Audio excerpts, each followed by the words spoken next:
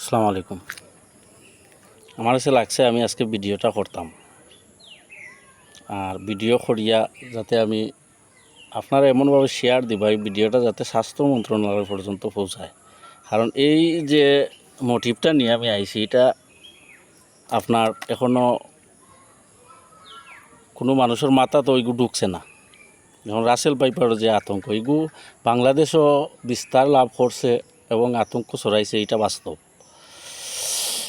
এগুতা কি এই সাপটা কি একটা সাপে 40টা বাচ্চা দেয়। এখন এইভাবে বাচ্চা যদি দেয় 1 বছর, তো এখন বাংলাদেশও আনাচে কানাচে এই সাপ পৌঁছাইতে বেশি সময় লাগতো না। আর এই যে আতঙ্ক যে জনমানুষের মাঝে সৃষ্টি হয়েছে, কৃষকের মাঝে সৃষ্টি হয়েছে, কৃষি শ্রমিক যারা তারার মধ্যে সৃষ্টি হয়েছে, এই আতঙ্ক আমাদের কৃষিকাজ যে বাংলাদেশ যে কৃষি প্রধান দেশ, কৃষি উন্নয়নশীল দেশ, এই কৃষির মধ্যে তার প্রভাব পড়ব। আর যার কারণে বাংলাদেশ দুর্ভিক্ষর একটা দ্বার প্রান্তে গিয়া পৌঁছাইব। কারণ মানুষ কৃষিকাজ থেকে সরিয়ে আইব সাপের বয়ে। শ্রমিকে কৃষিকাজও যাইতো না, তখন মানুষ টাকা দিয়া শ্রমিক পাইতো না, কৃষি ফলনও ফলাইতো না, দ্রব্যমূল্যর দাম বাড়ব। এর প্রভাব কিন্তু জনসাধারণের উপরে নিশ্চিতই পড়ব। এখন আমি গতকালকে স্বাস্থ্য মন্ত্রণালয় থেকে একটা বিবৃতি দেওয়া হয়েছে যে রাসেল ভাইপার নিয়ে আতঙ্ক নাও আর লাগে, এগুলোর অ্যান্টিভেনম যথেষ্ট আছে বাংলাদেশও।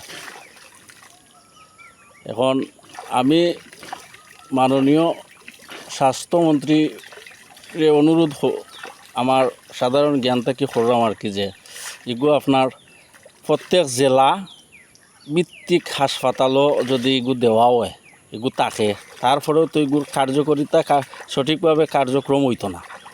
কারণ রাসেল ভাইপার তো সাধারণত হাওড় নদী নালা খাল বিল এগুলোর মধ্যে থাকে। তো একজন কৃষক যদি হাওড়ের মধ্যে থাকে, তার বাড়িতে পৌঁছাইতে অন্তত 30 মিনিট লাগে।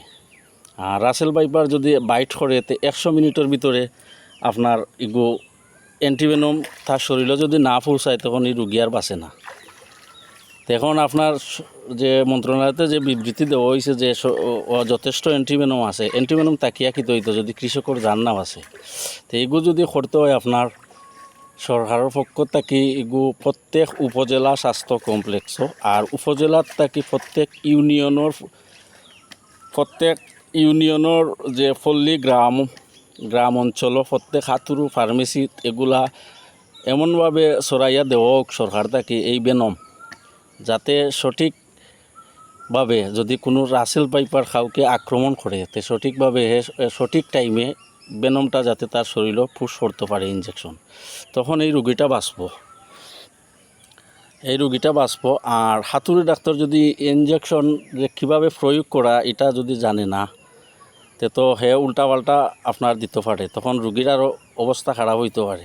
যার কারণে অতি দ্রুত সরকার থেকে পদক্ষেপ নিয়া আপনার যদি মনে করেন যে একটা এই যে বাংলা লিঙ্ক গ্রামীণের অ্যাড দেয়, প্রত্যেক গ্রামে গ্রামে সরকারের লোক ফাটাইয়া এগুলা প্রত্যেক বাজারে আনাচে কানাচে এগুলা একটা অ্যাড দেওয়া হোক, কীভাবে ইনজেকশন পুশ করা হয়, কীভাবে রাসেল ভাইপার বাইট করলে কীভাবে ডাক্তারের শরণাপন্ন হইতে হয়, তখন এই সম্পর্কে মানুষ যখন জানবো, তখন আর রাসেল ভাইপারকে কেউ বয়ে পাইতো না, তার বয়ে কেউ কেয়ার করতো না। আর আপনারা দেখেন চিন্তা করিয়া, যদি একটা লোক আউড়ো থাকে, তখন আউড় থাকি তার বাড়িতে আইতে অন্ততকে যোগাযোগ ব্যবস্থা যেমন সিএনজি, অটোরিক্সা, মাইক্রোবাস, অ্যাম্বুলেন্সের পাশাপাশি আসতে 30 ঘন্টা লাগবে, 30 মিনিট বা 20-30 মিনিট লাগে। তখন সেখান থেকে যদি হে জেলা স্বাস্থ্য কমপ্লেক্সও যাইতে চায় গ্রাম থাকিয়া, তখন 100 মিনিটের ভিতরে পৌঁছাইতে পারতো না এই রুগীটা। উপজেলাত কোনো সময় মিলে, কোনো সময় মিলে না। তা আমার সরকারের কাছে আমার অনুরোধ যে আমি একজন বাংলাদেশের সচেতন নাগরিক হিসাবে যে আমার অনুরোধ, এই রাসেল ভাইপারের অ্যান্টিভেনমটা এমনভাবে ছড়ানো হোক, যেমন করোনার ভ্যাকসিন দেওয়া হয়েছে আনাচে কানাচে, ঠিক তদ্রূপ প্রত্যেক ফার্মেসিত লোকাল পল্লীগ্রাম, জেলা উপজেলা ইউনিয়ন প্রত্যেক জায়গায় এই বেনমটা ছড়াইয়া দেওক যাতে কোনো রুগী আর রাসেল পাইপারের আক্রান্ত হইয়া মারা না যায়। আসসালামু আলাইকুম।